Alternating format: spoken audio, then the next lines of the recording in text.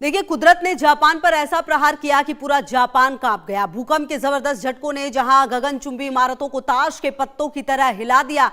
Richter scale पर जब कांटा घूमा तो सिर्फ जमीन नहीं कांपी, बल्कि मौत का पैगाम लेकर सुनामी की लहरें समंदर के किनारे की ओर दौड़ पड़ी। समंदर की लहरों पर सवार होकर विनाश रिहायशी बस्तियों को निगलने के लिए आगे बढ़ रहा था। इससे प्रशासन चीख चीख कर लोगों से घर छोड़ने की अपील कर रहा था, जिसके बाद लोग बदहवास हैं, सड़कें सूनी हैं और गाड़ियों और ट्रेन के पहिए थम चुके हैं। प्रशासन ने युद्ध स्तर पर तटीय इलाकों को खाली कराना शुरू कर दिया है। जापान के प्रधानमंत्री ने आपातकालीन टास्क फोर्स को गठन कर दिया है। सेना को अलर्ट मोड पर रखा है, क्योंकि अगले कुछ घंटे जापान के लिए बेहद डरावने होने वाले। एक रिपोर्ट आपको दिखा देते हैं। कांपी धरती, दहल गया जापान, समंदर से उठे विनाशकारी लहरें, घर छोड़कर भागे लोग, मचा त्राही त्राही का शोर। अलर्ट मोड में जापान के उत्तरी हिस्से में सोमवार को कुदरत ने अपना रौद्र रूप दिखाया। लोग रोजमर्रा के कामों में व्यस्त थे कि अचानक धरती डोलने लगी, ऊंची इमारतें झूलने लगी और सड़कों पर खड़ी गाड़ियां खिलौनी की तरह हिलने लगी।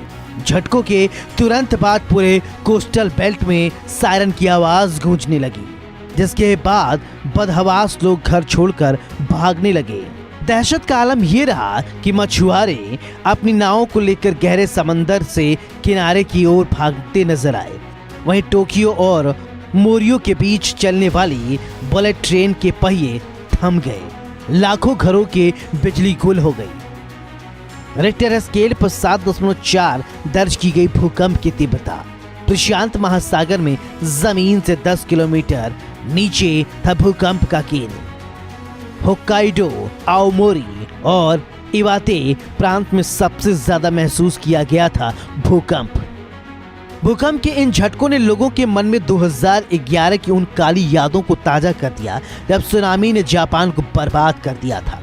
क्योंकि इस बार भी हालत उतना ही गंभीर नजर आ रहे हैं। प्रशासन का सबसे बड़ा डर सुनामी को लेकर है, जो किसी भी वक्त होक्काइडो और इतावे के किनारे पर कहर बरपा सकती है। भूकंप के इन झटकों ने जापान की परमाणु सुरक्षा पर भी सवालिया निशान लगा दिए हैं। फुकुशिमा की यादें आज भी ताजा हैं, इसलिए सरकार कोई जोखिम नहीं लेना चाहती। ओनागावा परमाणु ऊर्जा संयंत्र की सुरक्षा बढ़ा दी गई है।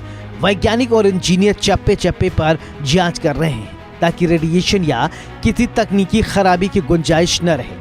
जापानी प्रधानमंत्री ने हालत को बेहद नाजुक मानते हुए मोर्चा खुद संभाल लिया। एक high level emergency task force का गठन किया गया और जो सीधे पीएमओ को रिपोर्ट करती है। बचाव और राहत कार्य के लिए सेना को भी तैयार रहने को कहा गया है। जापानी प्रधानमंत्री ने आदेश दिया है कि जान बचाना पहली प्राथमिकता। फिलहाल सरकार का पूरा ध्यान उन लोगों पर है जो अभी भी संवेदनशील इलाकों में फंसे हुए हैं। बता दें कि जापान अपनी मजबूत बुनियादी संरचना और आपदा प्रबंधन के लिए दुनिया भर में जाना जाता है, लेकिन आज कुदरत की ताकत उसे कड़ी चुनौती दे रही है। सुरक्षित ठिकानों की ओर लोगों का पलायन, आफ्टर शॉक्स का बना खतरा, मियाको में लहरों की दस्तक, सेना और राहत दल तैनात।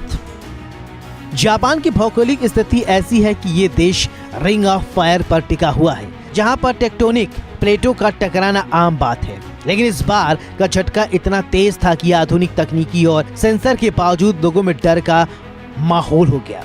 हर कोई बस सलामती की दुआ मांग रहा है। फिलहाल पूरा फोकस बचाव कार्य पर है। हालांकि अभी तक किसी बड़े जान माल के नुकसान की आधिकारिक खबर नहीं है, लेकिन आने वाले कुछ घंटे बेहद नाजुक हैं। मियाको से लेकर आओमोरी तक प्रशासन मुस्तैद है। बता दें कि इससे पहले दिसंबर में 7.5 तीव्रता के भूकंप में दर्जनों लोग घायल हुए थे। इससे पहले 11 मार्च 2011 को आए 9.0 तीव्रता के भूकंप, जिसने उत्तरी जापान के बड़े हिस्से को तबाह कर दिया था। इसमें 22,000 से अधिक लोगों की मौत हुई थी। लगभग 5 लाख लोगों को अपने घर छोड़ने पर मजबूर होना पड़ा था। इसी दौरान फुकुशिमा में सुनामी से प्रभावित फुकुशिमा दाइची परमाणु संयंत्र से निकले विकिरण के कारण लगभग 1,60,000 लोगों को अपने घर छोड़ने पड़े थे। जापान दुनिया का वो देश है जिसने बार बार आपदाओं से लड़ना सीखा है, लेकिन 7.4 की तीव्रता और सुनामी का मेल किसी भी देश को घुटने पर ला सकता है। इस वक्त राहत और बचाव कार्य जोरों पर है। हेलीकॉप्टरों के जरिए तटीय इलाकों की निगरानी की जा रही है। स्थानीय प्रशासन लाउड स्पीकर के जरिए लोगों को समुद्र से दूर रहने की हिदायत दे रहा है। पूरी दुनिया की नजरें इस वक्त जापान की सुरक्षा पर टिकी है। Bureau report, India news.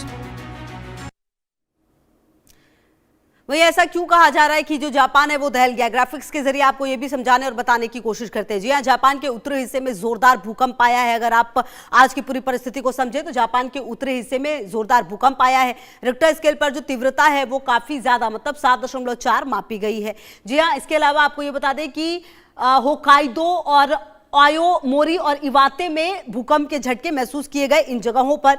इसके अलावा जापान में भूकंप आने के बाद जो अफरा तफरी है वो मची, क्योंकि 7.4 काफी ज्यादा होता है। जापान के मौसम विभाग ने सुनामी की आशंका जताई है, मतलब कहा जा रहा है कि अभी रुकेगा नहीं। सुनामी की आशंका के मद्देनजर जो अलर्ट है वो भी जारी कर दिया गया है। अब आपको बता दें, तटीय इलाकों में रहने वाले लोगों से तुरंत इलाका खाली करने को कहा गया है कि यहाँ पर जो दिक्कतें हैं वो और बढ़ सकती है, इसलिए ये इलाका खाली कर दे, ऐसी अपील जो है वो सरकार की तरफ से की गई है। कुल मिलाकर लोगों से जो अपील है वो कर दी गई है। लेकिन आप समझिए कि अगर रिक्टर स्केल पर तीव्रता 4 से ज्यादा होती है तभी नुकसान होने लगता है, और 7 काफी ज्यादा माना जाता है नुकसान के लिए। टोक्यो और ओमान के बीच बुलेट ट्रेन की सेवाएं भी रोक दी गई है, ये जानकारी भी सामने आ रही है। भूकंप के तेज झटके के बाद जापान में न्यूक्लियर प्लांट की सुरक्षा बढ़ा दी गई है। ये क्या क्या प्रिकॉशन लिए गए हैं? वैज्ञानिक को ओनागावा न्यूक्लियर प्लांट की जांच में जुटे हुए हैं। न्यूक्लियर प्लांट से रेडिएशन के लीकेज की जांच की जा रही है। वहीं आपको बता दें कि 2011 में सुनामी के बाद फुकुशिमा दाइची न्यूक्लियर प्लांट से निकला था रेडिएशन, और रेडिएशन के कारण लगभग 1,60,000 लोगों को घर छोड़ना पड़ा था। इसीलिए इसकी जांच लगातार की जा रही है और जो न्यूक्लियर प्लांट्स की सुरक्षा की जा रही है, क्योंकि आपको याद होगा जिस तरह से साल 2011 में घटना घटी और उसके बाद 1,60,000 लोगों को घर छोड़ना पड़ा, उस बात से कहीं ना कहीं जो जापान है वो सीख ले चुका है, या फिर आप कहिए सबक ले चुका है। और जापान की अगर आप भौगोलिक संरचना को देखें तो उसकी संरचना ही कुछ ऐसी है कि यहाँ पर बार बार इस तरह की घटनाएं सामने आती है, और एक बार फिर से यहाँ पर भूकंप के झटके महसूस किए गए हैं। रेडिएशन के कारण लगभग 1,60,000 लोगों को घर छोड़ना पड़ा था, जैसा कि हम आपको बता रहे थे। तो कुल मिलाकर आपको बता दें कि अब देखना यह है कि आने वाले समय में जो जापान है और जो वैज्ञानिक दावा कर रहे हैं उन दावों में कितनी सच्चाई होगी। क्या यहाँ के जो लोग हैं उनको यहाँ से पूरी तरह शिफ्ट किया जाएगा, क्योंकि तटीय इलाकों में जो लोग रह रहे हैं उनको वो इलाका छोड़ने को कहा गया है। क्योंकि अगर आप देखें 7.4 अगर तीव्रता के हिसाब से देखें रिक्टर स्केल पर, यह पैमाना काफी बड़ा होता है और नुकसान भी काफी ज्यादा हो जाता है। तो ऐसे में अब देखना यह है कि जापान आने वाले समय में किस तरीके से इस पूरी परिस्थिति को देखेगा और किस तरीके से इस पूरी परिस्थिति से निकलता है। क्योंकि जापान की अगर आप भौगोलिक संरचना की बात करें तो यहाँ पर बार बार जो इस तरह की घटना है वो सामने आती है। और अब अगर आप देखें तो ये मेइजी सानरिकु भूकंप 15 जून 1896 को मेइजी सानरिकु में आए भूकंप में 125 फीट ऊंची सुनामी ने भीषण तबाही मचाई थी। ये हम आपको बता रहे हैं कि कैसे भूकंप प्रभावित देशों में ये शुमार है।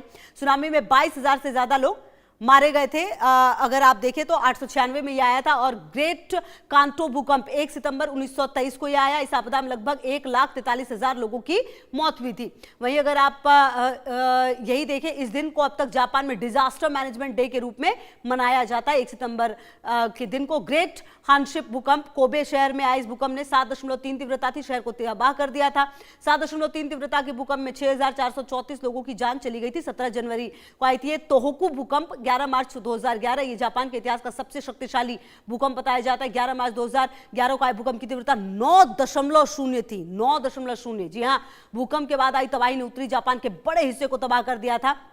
और 11 मार्च 2011 इसमें 22,000 से ज्यादा लोगों की जान गई थी। और इसका जिक्र हम लगातार कर भी रहे थे। और इसी से लगभग 5 लाख लोगों को अपना घर छोड़ने पर मजबूर होना पड़ा था, क्योंकि परिस्थितियां काफी ज्यादा यहां खराब हो चुकी थी। सुनामी से प्रभावित फुकुशिमा दाइची न्यूक्लियर प्लांट से रेडिएशन निकला था। जी हाँ, और इसीलिए अभी भी रेडिएशन की वजह से लगभग 1,60,000 लोगों को घर छोड़ना पड़ा था। तो कुल मिलाकर ये वो ताकतवर नाटो द्वीप जनवरी 2024 में 7.6 तीव्रता का भूकंप इशिकावा प्रांत में आया और 700 से ज्यादा लोगों की जान चली गई थी इस भूकंप में।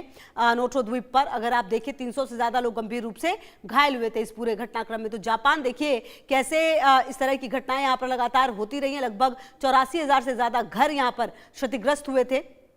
और 15 जून जैसा कि हमने आपको ये बताया कि किस तरह से जो भूकंप का सिलसिला है वो लगातार रहा है। अब आपको आने वाले ग्राफिक्स में ये भी बताएंगे कि क्यों भूकंप आते हैं यहाँ पर। जापान प्रशांत महासागर के रिंग ऑफ फायर पर बसा है। जी हाँ, जापान को अगर आप समझे, यहाँ 4 tectonic plates, Pacific plate, Philippine sea plate, Eurasian plate है जो एक दूसरे से टकराती और घिसती रहती है। अगर आप देखिए तो प्लेट्स जो हैं वो टकराती रहती हैं। पैसिफिक प्लेट यूरेशियन प्लेट के नीचे धंस रही है, इससे भारी तनाव बनता है। जी हाँ, जब प्लेटें आपस में टकराती है और जब ये तनाव अचानक छूटता है तो भूकंप आता है।